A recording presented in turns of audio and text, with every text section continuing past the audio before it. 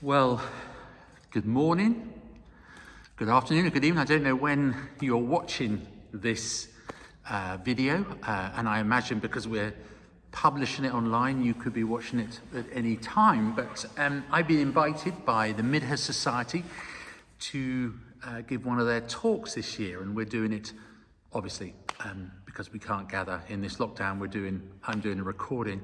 So my name is Welsman. If you don't know, I am the vicar of St Mary's Church here in Esbourne, also the rector of Lodsworth and the rector of Selham and rural dean of Midhurst. And I've been allowed to talk about whatever I want to talk about, which is always a dangerous thing when you ask a cleric. They can talk about whatever they want to talk about. And I apologise if I bore you. But I wanted to talk about one of my real passions, which I've discovered since I moved here. I grew up in Farnborough in Hampshire. I studied in Bristol to be a priest, and rural ministry was something new to me when I came to Esbourne to be chaplain of King Edward VII and vicar of St Mary's. And my passion now is rural life. And I feel that rural life for our small rural towns and our villages and our hamlets needs people now to stand up and make the case for it. There's a danger that society is drawing away from our rural communities.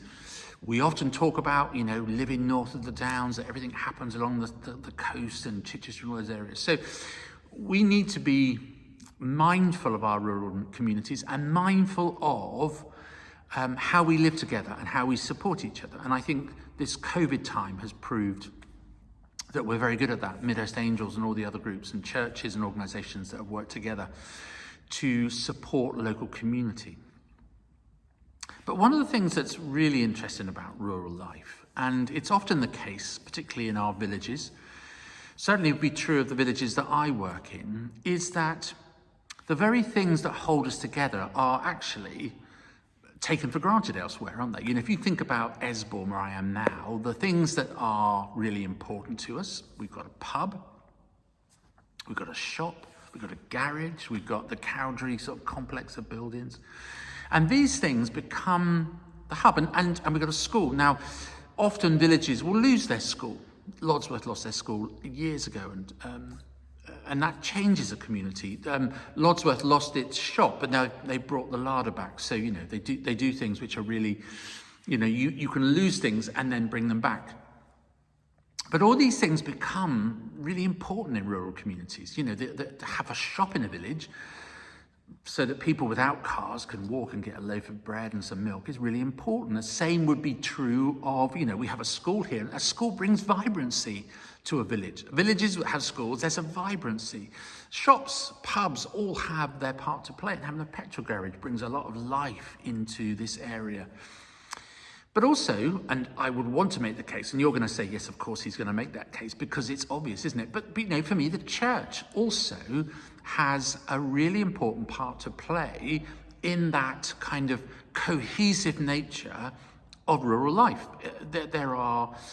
I say to the children when they come here on their visits, this is not a museum, this is a living place. We have in this building, as I would in my churches of St Peter and St James, we have some of the saddest moments that gather a village when we lose people that we love. We have some of the most happy occasions when young couples come together, or, many join us for Easter and Christmas and all the things that we do. And these buildings, like all the other parts of a community, become part of what it defines us as rural communities. Now, obviously, I'm not so naive as to know that the church has been in massive decline over the last few decades. And we see that here in our own churches, but there is a real sense of spirituality in our country. People may have abandoned the church, but they won't necessarily have abandoned their own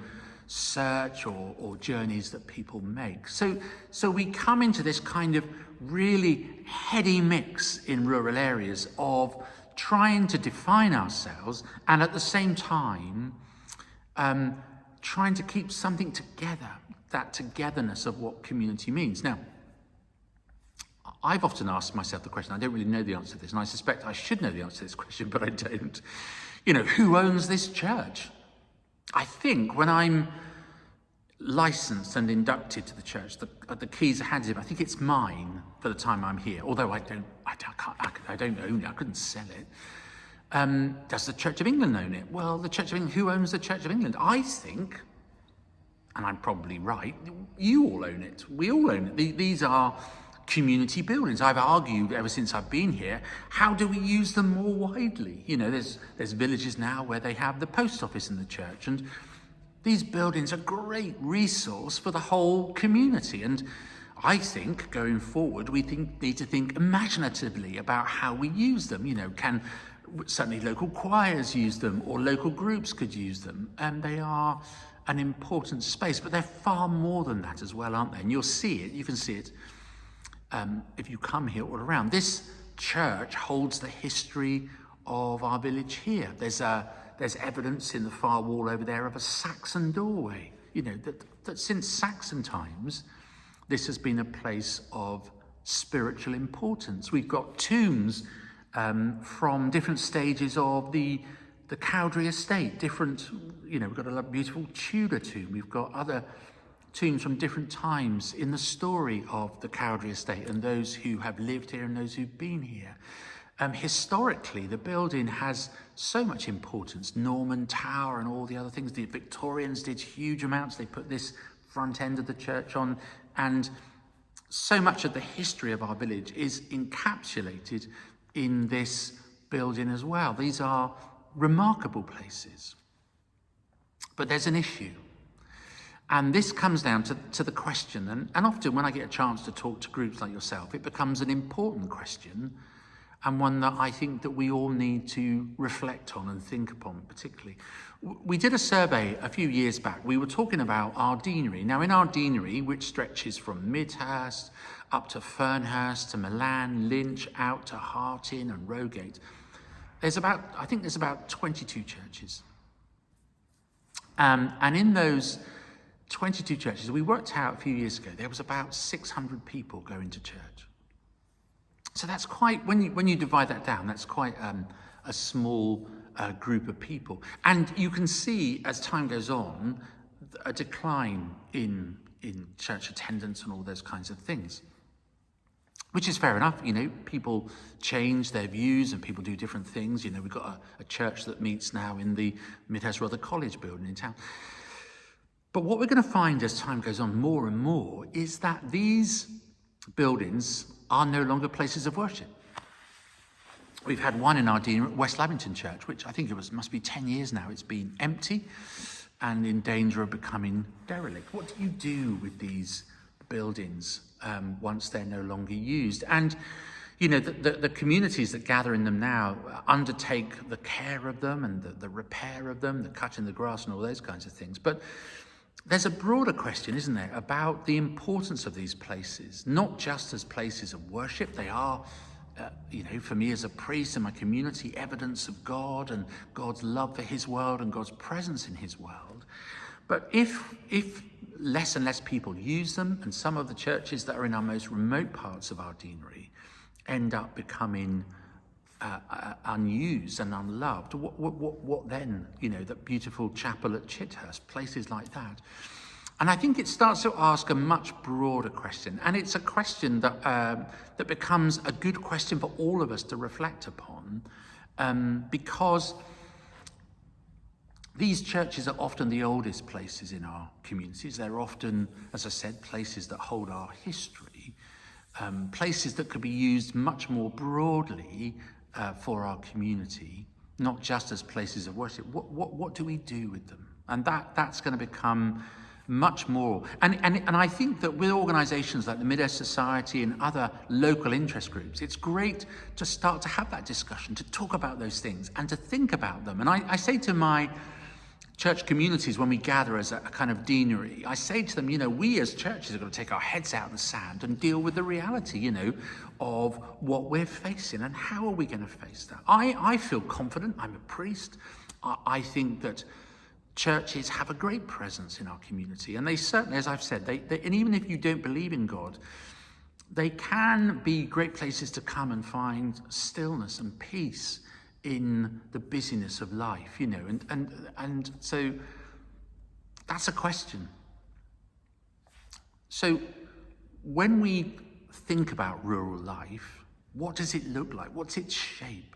What are the things that are most valuable to us? And if they are valuable, once we lose them, how do we get them back? I used to say that in Lodsworth. When I first came here, they lost their shop. They stopped using it, so the shop closed. And then they had a campaign to get the shop back, and the Lodsworth Larder is amazing.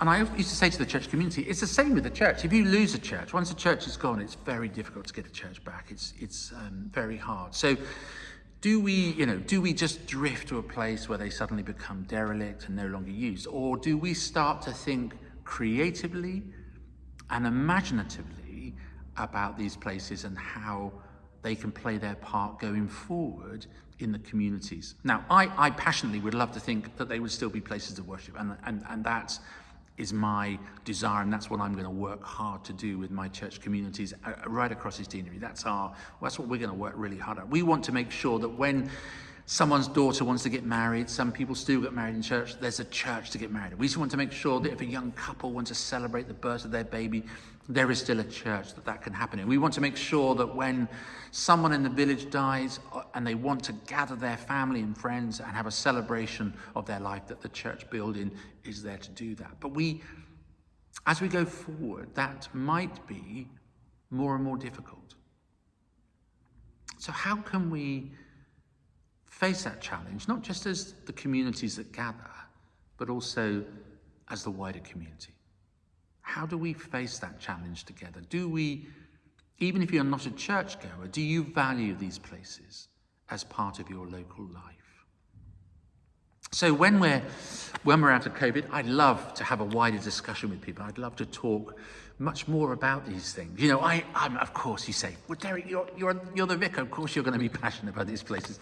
But really, I am. I really am passionate, and I'm passionate about the life that we share. Every aspect of our local life is a wonderful thing. From James putting his milk machine in at Buddington Farm, from the local store here in Esbourne getting the post office back, for all these things, as Sainsbury's coming to Midhurst, all these things are important because they all galvanise life.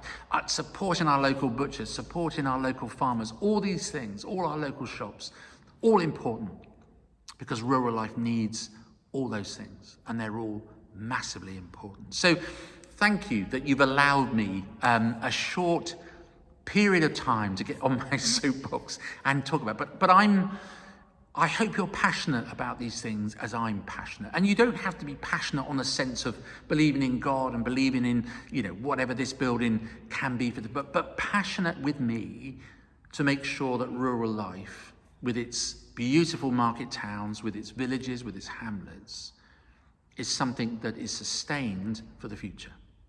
And it's down to you and it's down to me to make sure that happens. So thank you for letting me talk to you for a while. I hope in some way I have created discussion and debate that we can take forward at another point. And can I just let you know, my 3 churches are always open to come. And if you've not been to Selham, to the beautiful Saxon church at Selham, then please do. Lodsworth is beautiful. Or St Mary's here, playing their part as something at the heart of our communities that speak of peace, that speak of love, that speak of the spiritual journey that our villages have made over many centuries. So thank you ever so much, and God bless you all.